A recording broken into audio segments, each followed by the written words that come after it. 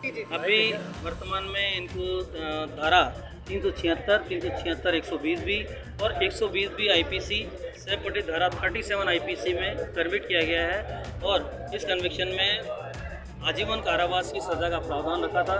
इसलिए सभी मुलजिमान को आजीवन कारावास से दंडित किया गया और 5 लाख रुपए प्रत्येक मुलजिम पर जुर्माना लगाया गया है, जिसमें पीड़िताओं को ये पैसा दिया जाएगा।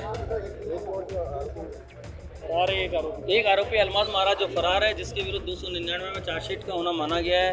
अब चूँकि बाकी सभी मुलजिमान को 299 में मानते हुए कन्विक्शन किया गया है इनके खिलाफ में, क्योंकि पीड़िताएं तो बयान देने आई नहीं थी, इसलिए ट्रायल और फैसला सेम रहेगा, हमारा ये मानना।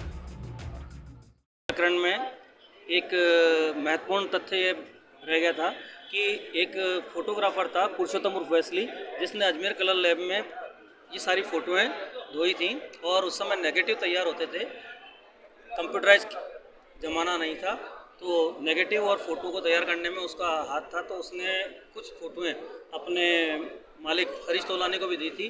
बाद में पुरुषोत्तम वेस्ली के खिलाफ शिकायत हुई थी, तो पुरुषोत्तम वेस्ली भी इसमें मुलजिम बना। उसके ऊपर इतना प्रेशर आया कि फिर उसने सुसाइड किया और उस सुसाइड में उसके खिलाफ उसके सुसाइड करने के लिए अन्य मुलजिमान पर 306 आईपीसी का मुकदमा भी चला, परंतु साबित नहीं हो पाया। इस प्रकार एक अभियुक्त ने इसमें आत्महत्या भी की थी। इसमें वर्ष 1992 में तत्कालीन एसपी महेंद्र नाथ धवन ने मौखिक रूप से कुछ शिकायत प्राप्त होने के बाद में तत्कालीन डीवाईएसपी हरिप्रसाद शर्मा को जांच के लिए नियुक्त किया और हरिप्रसाद शर्मा ने एक लिखित रिपोर्ट जिसमें बताया कि भाई कुछ लड़कियों को परेशान कर रहे हैं और उनको ब्लैकमेल करके उनका शारीरिक शोषण कर रहे हैं, तो उसमें एफआईआर नंबर 117/92 दर्ज हुई।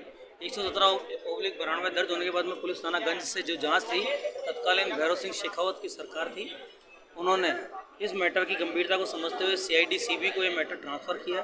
सीआईडी-सीबी के पास ये मैटर जब ट्रांसफ़र हुआ तो उन लोगों ने इसमें जांच करते हुए तब 9 मुलजिमान को गिरफ्तार किया, जिसमें कैलाश उत्तन, नसीम टार्जन और महेश लुधियानी, हरीश तोलानी, फारूक चिश्ती, शमशूर मैराडोना, इन सब लोगों को 377, 376 आईपीसी में अरेस्ट किया गया। फिर इनकी ट्रायल चली। उस ट्रायल के दौरान इन लोगों के खिलाफ में तत्कालीन जज श्री कन्हैया लाल जी व्यास द्वारा फैसला सुनाया गया और सभी मुलजिमान को 376, 376, 120 भी और अन्य धाराओं में आजीवन कारावास की सज़ा दी गई। आजीवन कारावास की सज़ा पूर्ण होने पर ये लोग हाईकोर्ट गए। हाईकोर्ट ने 4 मुलजिमान को दोषमुक्त किया और 4 मुलजिमान के खिलाफ में अपील को खारिज करते हुए आजीवन कारावास सज़ा बरकरार रखी। फिर इसमें अपील सुप्रीम कोर्ट गई। सुप्रीम कोर्ट ने इस प्रकरण में पाया कि इसमें ग्रेविटी ऑफ ऑफेंस कम है, इसलिए उस समय जो जजशिप थी उन्होंने इस प्रकरण में जितने मुलजिमान ने भुगती हुई सज़ा थी उस पर छोड़े जाने का उनको आदेश दिया और फिर वो मुलजिमान छूटे। बाद में इस प्रकरण में दोबारा जो मुलजिमान फरार थे वो अरेस्ट हुए, जिनमें नफीस चिश्ती सबसे पहले अरेस्ट हुआ, फिर नसीम टार्जन अरेस्ट हुआ और फिर सलीम चिश्ती अरेस्ट हुआ। फिर इसमें जो था मोहम्मद इकबाल भाटी अरेस्ट हुआ। उसके बाद में इसमें अरेस्ट हुआ जमीर चिश्ती की अग्रिम जमानत हुई और सोहेल गनी ने बाद में अपने आप को न्यायालय में समर्पित किया।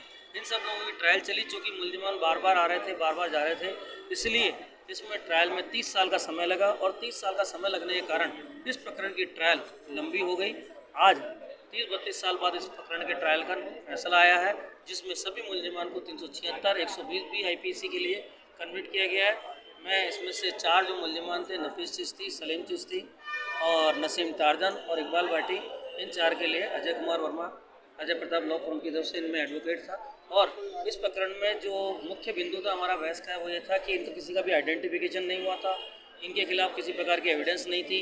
बाद में न्यायालय में पीड़िताएं बयान देने नहीं आई, ना उन्होंने किया, परंतु न्यायालय द्वारा जो अभी धाराएँ बताई गई हैं 120 भी और 376, 120 भी, उसके अनुसार हम ये अंदेशा लगा सकते हैं या ये सोच सकते हैं कि न्यायालय ने इसको पुरानी ही जो बयान हुए थे उन लोगों के 1992 में लड़कियों के, उन बयानों को माना है और उन बयानों के कंटिन्यूशन में ही अपराध का होना मानते हुए 120 भी को कंटिन्यूशन में मानते हुए सज़ा दी है।